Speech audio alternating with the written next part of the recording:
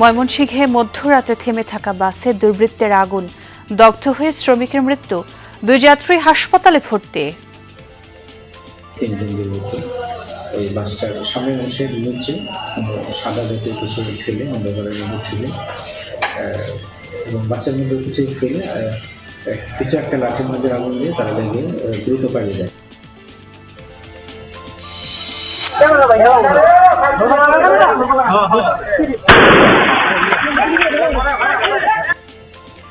মুন্সিগঞ্জে বিএনপির দুপক্ষের গোলাগুলি ও নিহতের ঘটনায় 2 জন আটক, মামলা হয়নি এখনো, এলাকা থমথমে। শাহজালাল বিশ্ববিদ্যালয় ছাত্র সংসদ নির্বাচন নিয়ে অনিশ্চয়তা, নভেম্বরের দ্বিতীয় সপ্তাহে ভোটের কথা থাকলেও এখনো হয়নি তফসিল ঘোষণা। আমন্ত্রণ সংবাদ সারা দেশে, সঙ্গে আছে আমি ছোঁয়া খন্দকার। আর এতক্ষণ শিরোনাম দেখছিলেন। ময়মনসিংহের ফুলবাড়িয়ায় গত মধ্যরাতে একটি বাসে আগুন দিয়েছে দুর্বৃত্তরা। এতে দগ্ধ হয়ে প্রাণ গেছে এক পরিবহন শ্রমিকের, দগ্ধ হয়েছেন 2 যাত্রীও।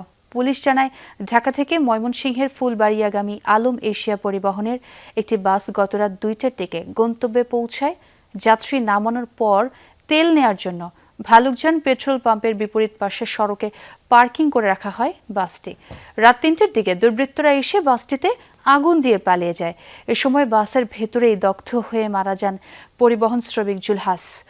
গুরুতর আহত হন 2 যাত্রী বাদশাহ ও তার মা শারমিন সুলতানা। ভোরের আলো ফোটার অপেক্ষায় বাসেই অবস্থান করছিলেন তারা। খবর পেয়ে ঘটনাস্থলে গিয়ে আগুন নেভায় ফায়ার সার্ভিস। দগ্ধ 2 যাত্রীকে উন্নত চিকিৎসার জন্য ঢাকায় আনা হয়েছে। আগুন দেওয়ার কারণ অনুসন্ধান ও অপরাধীদের ধরতে কাজ করছে পুলিশ। যেটা জানতে পেরেছি সেটা হলো অজ্ঞাতনামা দুর্বৃত্তরা, 3 জন দুর্বৃত্ত ওই বাসটার সামনের অংশে নিচে সাদা জাতীয় কিছু ফেলে অন্ধকারের মধ্যে ঠেলে এবং বাসের মধ্যে কিছু ফেলে কিছু একটা লাঠির মধ্যে আগুন দিয়ে তারা লেগে দ্রুত পালিয়ে যায়। 30 সেকেন্ড বা 35 সেকেন্ডের মধ্যে চলে যায়। আপনি ধারণা করতেছি দেশকে অস্থিতিশীল করার লক্ষ্যে কোনো একটা চুক্তি মহনীত সেটা করছে। দর্শক, আমরা ময়মনসিংহে সরাসরি যুক্ত হতে চাই। আমার সহকর্মী হোসেন শাহিদ আছেন, তার সঙ্গে কথা বলতে চাই। শাহিদ, এই যে অনেকটি ঘটনা ঘটলো, যারা নিহত হয়েছেন তাদের সম্পর্কে জানতে চাই এবং জড়িতদের ধরতে পুলিশের তৎপরতা কি, তাদের বক্তব্যটা জানতে চাই। এই ঘটনার পরপরই পুলিশ যারা এটি ঘটিয়েছে তাদের চিহ্নিত করতে এবং খুঁজে বের করতে তদন্ত প্রক্রিয়া শুরু করেছে এবং তারা বলছেন যে এবং এই ঘটনার পাশাপাশি যাতে আর কোনো ঘটনা না ঘটে সেজন্য পুলিশের বিশেষ অভিযান যেটি আগে থেকে চলমান ছিল এখন আরও সেটি জোরদার করা হয়েছে। সব মিলিয়ে এই ফুলবাড়িয়ার এই আলম এশিয়া পরিবহনে যে এই ঘটনাটি ঘটলো সেই ঘটনাকে আসলে এলাকায় সাধারণ মানুষের মধ্যে নাড়া দিয়েছে। এই কারণে যেখানে যে 2 জন যাত্রী ছিলেন এবং একজন পরিবহন শ্রমিক ছিলেন তারা আসলে ভোর হওয়ার জন্য অপেক্ষা করছিলেন, যে ভোর হওয়ার পর তারা ঢাকা থেকে ফুলবাড়ি এসেছিলেন এবং তাদের গ্রামের বাড়িতে যাবেন এবং ভোর হওয়ার অপেক্ষায় থাকার সময় তারা বাসটিতে ঘুমিয়ে পড়েছিলেন এবং সেই সময় তারা এই দগ্ধ হন। তাদেরকে উন্নত চিকিৎসার জন্য নেওয়া হয়েছে। চিকিৎসকরা যেটি বলেছেন যে আহত যে 2 জন তাদের অবস্থা খুব একটি ভালো নয়, তাদের উন্নত চিকিৎসার প্রয়োজন এবং সেই চিকিৎসার জন্য তাদেরকে ঢাকায় পাঠানো হয়েছে। পাশাপাশি পুলিশ আরেকটি বিষয় বলছে যে সাম্প্রতিক সময় যে বিভিন্ন ধরনের কর্মসূচি বা এই ধরনের যে ধরনের ঘটনাগুলো রয়েছে এবং এগুলোর সাথে পেছনে কারা জড়িত এবং কাদের ইন্ধনে বা কাদের মদদে এই বাসে আগুন দিয়ে দেওয়া হয়েছে এইসব বিষয়ে তারা তদন্ত চলছেন। বলছেন যে অভিযান চলছে, যে কোনো সময় এই ধরনের ঘটনায় যারা জড়িত তাদেরকে আইনের আওতায় আনার সর্বোচ্চ চেষ্টা করছে পুলিশ। জি শাহিদ, অনেক ধন্যবাদ আপনাকে। আধিপত্য বিস্তার নিয়ে মুন্সিগঞ্জে বিএনপির 2 গ্রুপের সংঘর্ষে একজনের মৃত্যুর ঘটনায় 2 জনকে আটক করেছে পুলিশ।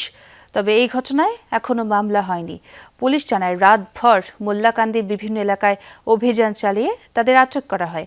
এর আগে গতকাল সকালে জেলা বিএনপির আহ্বায়ক কমিটির সদস্য আতাউর রহমান মল্লিক এবং ইউনিয়ন বিএনপির সাবেক সহসভাপতি আওলাদ হোসেন গ্রুপের সমর্থকদের মধ্যে আধিপত্য বিস্তার নিয়ে সংঘর্ষ হয়। এ সময় ককটেল বিস্ফোরণ এবং উভয় পক্ষের মধ্যে গোলাগুলি হয়। এতে আওলাদ গ্রুপের আরিফ মীর সহ আরও একজন গুলিবিদ্ধ হন। আহত হন বেশ কয়েকজন। তাদের উদ্ধার করে মুন্সিগঞ্জ জেনারেল হাসপাতালে নিলে চিকিৎসক আরিফকে মৃত ঘোষণা করেন।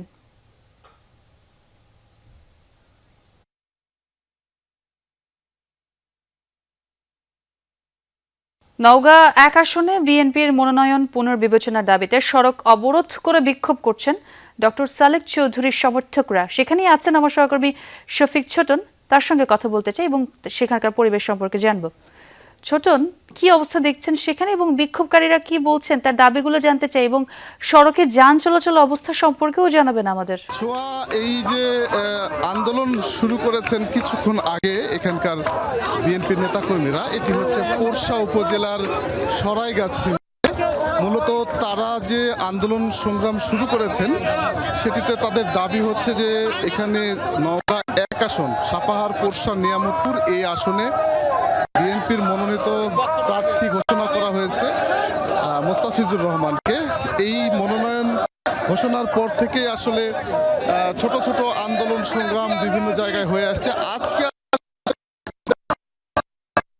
আকারে আন্দোলন সংগ্রাম তৈরি করেছেন এখানকার যারা ডক্টর সালেক চৌধুরীর সমর্থক আছেন তারা মূলত বলছেন দল থেকে পুনর্বিবেচনা করা হোক এবং ডক্টর সালেক চৌধুরী দীর্ঘদিনের পরীক্ষিত রাজনৈতিক, তাকে ধানের শীষে মনোনীত প্রার্থী করা হোক, এরকমই কিন্তু তারা দাবি করছেন। এবং একই সাথে তারা বলছেন তাদের এই দাবি অর্থাৎ মনোনয়ন যদি পরিবর্তন করা না হয় তাহলে এই আন্দোলনকে আন্দোলনে তারা রূপ দিবেন। এবং ৩ উপজেলা নিয়ে গঠিত নওগাঁ ১ আসন, এই আসনের ইতিপূর্বে বিএনপির একটি বড় ঘাঁটি বলে পরিচিত ছিল।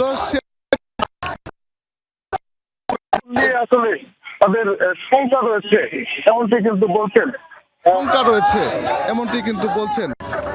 আমি দেখছি যে ঘন্টাখানিক আগে থেকেই লোকজন জড়ো হতে শুরু করেছে এবং যত বেলা বাড়ছে তত কিন্তু লোকজন বেশি হচ্ছে। আমি দেখছি যে এই যে সরাইগাছির ৪ মাথা, এই ৪ মাথার একটি রাস্তা নওগাঁ অভিমুখে, আরেকটি সাপাহার অভিমুখে এবং আরও যে 2টি আছে একটি চাঁপাইনবাবগঞ্জ অভিমুখে।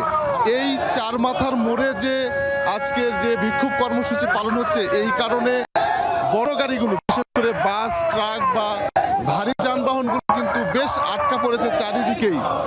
এদিক থেকে বলা চলে যে চাঁপাইনবাবগঞ্জ থেকে যে ট্রাক, পণ্যবাহী ট্রাক বা বাসগুলো জয়পুরহাট এবং নওগাঁয় যায় সে পণ্যগুলো আটকা পড়েছে। শুধুমাত্র আমি দেখছি আন্দোলনকারীরা তারা ছোট গাড়িগুলো ছেড়ে দিচ্ছেন, অর্থাৎ 3 চাকার যে বাহনগুলো আছে, অটোরিকশা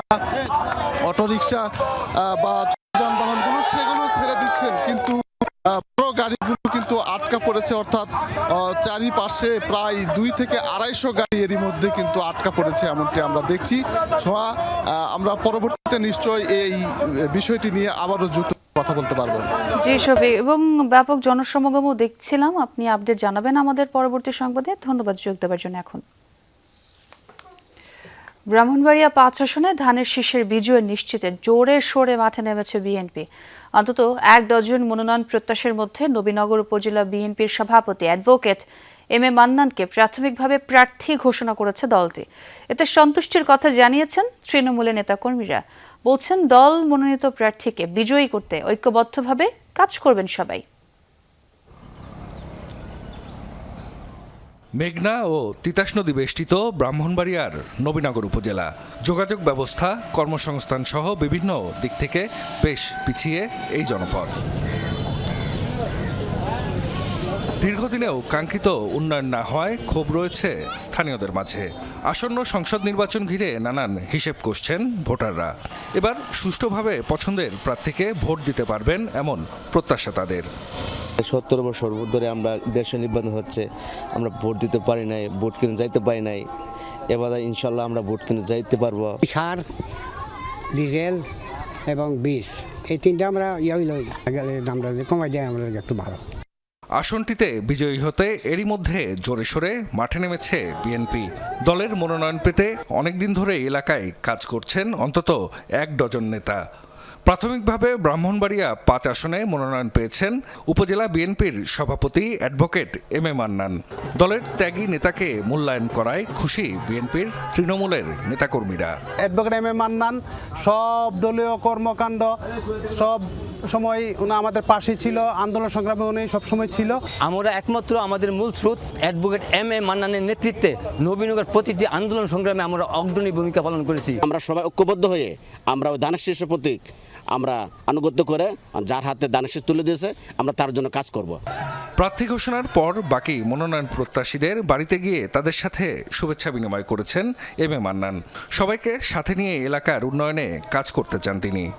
আমরা এই সকল অঙ্গ সংগঠনকে নিয়েই আমরা বিগত দিনে আন্দোলন সংগ্রাম যেভাবে করেছি, আগামী দিনেও এই ফেব্রুয়ারি মাসে যে নির্বাচন হবে সেই নির্বাচন আমরা মোকাবেলা করব। নবীনগরের সর্বস্তরের জনসাধারণের একটি আকাঙ্ক্ষা বিএনপিতে এমপি নির্বাচিত হতে পারে, তাহলে নবীনগরের অবহেলিত নবীনগরের আগামী দিনের উন্নয়ন সাধিত হবে।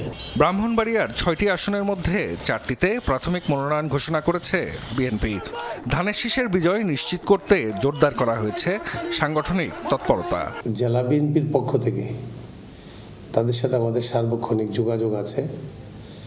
তারা আমাদের সময় সময় আমাদের কাছ থেকে পরামর্শ নিচ্ছে, আমরা পরামর্শ দিচ্ছি। তাদের সার্বিক সহযোগিতা করার জন্য আমরা সবসময় যোগাযোগ রাখছি। ব্রাহ্মণবাড়িয়া 5 আসনে মোট ভোটার প্রায় 4,70,000। জাহিদ হাসান, যমুনা নিউজ। গোপালগঞ্জে গরু চোর সন্দেহে একজনকে পিটিয়ে হত্যা করা হয়েছে। আহত হয়েছেন 7 জন। ভোরের দিকে মুকসুদপুরের হাজিবাগ গ্রামে এই ঘটনা ঘটে। পুলিশ জানায় উপজেলার লখাইরচর গ্রামের ছিল্লু কাজের গোয়ালঘর থেকে একটি গাভী ও একটি বাছুর চুরি করে ট্রাকে নিয়ে পালিয়ে যাচ্ছিল 8 সদস্যের একটি গরু চোর চক্র। ট্রাকটি হাজিবাগ গ্রামে পৌঁছালে স্থানীয়রা চোর সন্দেহে তাদের আটক করে। মারধরের পর রাস্তায় ফেলে রাখে স্থানীয়রা। খবর পেয়ে পুলিশকে 8 জনকে উদ্ধার করে হাসপাতালে নিলে চিকিৎসক শামীম মিয়া নামে একজনকে মৃত ঘোষণা করেন। মরদেহ ময়নাতদন্তের জন্য গোপালগঞ্জ জেনারেল হাসপাতালে পাঠানো হয়েছে। গাজীপুরের কোনাবাড়িতে আগুনে পুড়ে গেছে 7টি দোকান। প্রায় 30 লাখ টাকার ক্ষয়ক্ষতি হয়েছে বলে জানিয়েছেন ফায়ার সার্ভিস। গত রাত 1টার দিকে মহানগরীর কোনাবাড়ি পুকুরপাড় এলাকায় এই অগ্নিকাণ্ড হয়।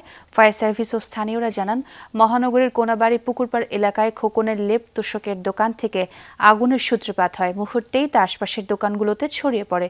এ সময় আগুন নেভানোর চেষ্টা করেন স্থানীয়রা। আর খবর পেয়ে ফায়ার সার্ভিসের 2টি ইউনিট ঘটনাস্থলে যায়।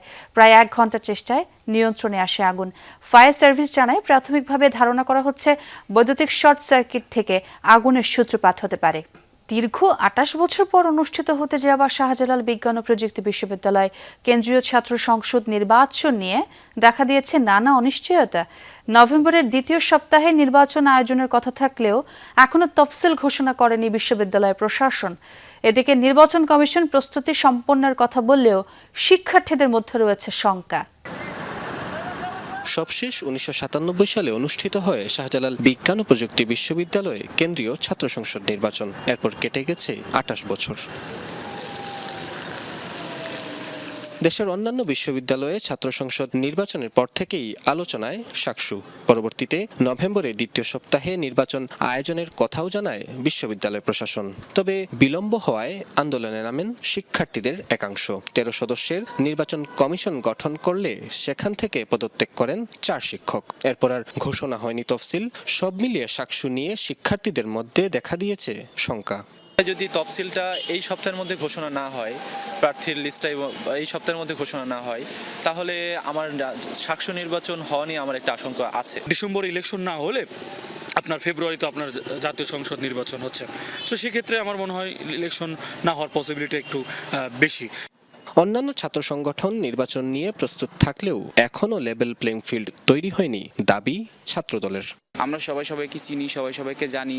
আমাদের প্রতিযোগী যে বন্ধুরা আছে যারা নির্বাচন করার কথা ভাবছেন, সবাই নতুন উদ্যমে কাজ করছে। সবাই সবার জায়গা থেকে শিক্ষার্থীদের কল্যাণ হবে যে কাজগুলোতে এই ধরনের কাজগুলো কিন্তু নিয়ে আসছেন। তো আমি মনে করি লেভেল প্লেইং ফিল্ডও আছে। মিনিমাম তো একটা সময় দিতে হবে। সকল দলের সঠিকভাবে কার্যক্রমগুলো পরিচালনা উচিত। সবাইকে চেনা উচিত, সাধারণ শিক্ষার্থীদের কে কোন দল করে সেটা জানা উচিত। তো সেই জায়গা থেকে আমি মনে করি যে এটা এখনো যথেষ্ট নয়। নির্বাচন কমিশনের আশ্বাস, চলতি সপ্তাহেই ঘোষণা হতে পারে তফসিল। এতটুকু বলতে পারি, এক্স্যাক্টলি আমি তারিখ না বললেও যে আমরা প্রস্তুত আছি। আর এই সপ্তাহের মধ্যে এটা হবে, তফসিলের ব্যাপারে যে সিদ্ধান্ত পাওয়া যাবে আশা করছি আর কি। সকল শিক্ষার্থীদের অংশগ্রহণ নিশ্চিত করে দ্রুত সময়ের মধ্যে শাকসু নির্বাচনের প্রত্যাশা ছাত্র সংগঠনগুলোর। নাবিল হোসেন, যমুনা নিউজ, সিলেট। ঠাকুরগাঁও একটি স্কুল মাঠে মতবিনিময় সভায় কথা বলছেন বিএনপি মহাসচিব মির্জা ফখরুল ইসলাম আলমগীর। আমরা তার বক্তব্য শুনতে চাই সরাসরি। ভোটটা হবে কিভাবে?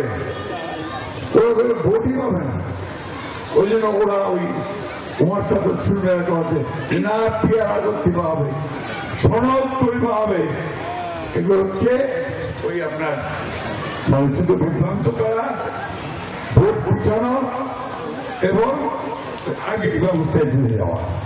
বন্ধুগুলো আমরা পরিষ্কার করে বলতে চাই, আমরা যেগুলো আমরা একমত হয়েছি বিএনপি শুধু সেগুলোর পক্ষেই থাকবে, অন্য কোনো কিছু বিএনপি দায় নেবে না, দায় সরকারকে নিতে হবে। আমি আরেকটা কথা বলে আমার বক্তব্য শেষ করব। একটা দেশের সামনে সবসময় আগে বললাম সবসময় সুযোগ আসছে না, এইবার একটা সুযোগ আসছে মা বলে না ভাইয়েরা, যে আমাদেরকে সঠিক সিদ্ধান্ত নিয়ে সঠিক একটা সরকার গঠন করতে হবে। এইটা যদি আমরা করতে পারতে হই তাহলে আমাদের এই দেশে অস্তিত্ব টিকবে না সন্দেহ আছে। আর এইবার যদি নির্বাচনটা পিছায় দেয় আরো, তাহলে এই দেশটাকে ব্যর্থ রাখতে কোনো সফল হবে। নির্বাচন পেছনের কোনো সুযোগ নাই। আমেরিকাকে ভুলে গেছেন আপনারা একবারে, হ্যাঁ হাসিনাকে ভুলে গেছেন। ভারতে গিয়ে দিল্লিতে গিয়ে ওইটা থেকে আবার হরতাল ঘোষণা করা।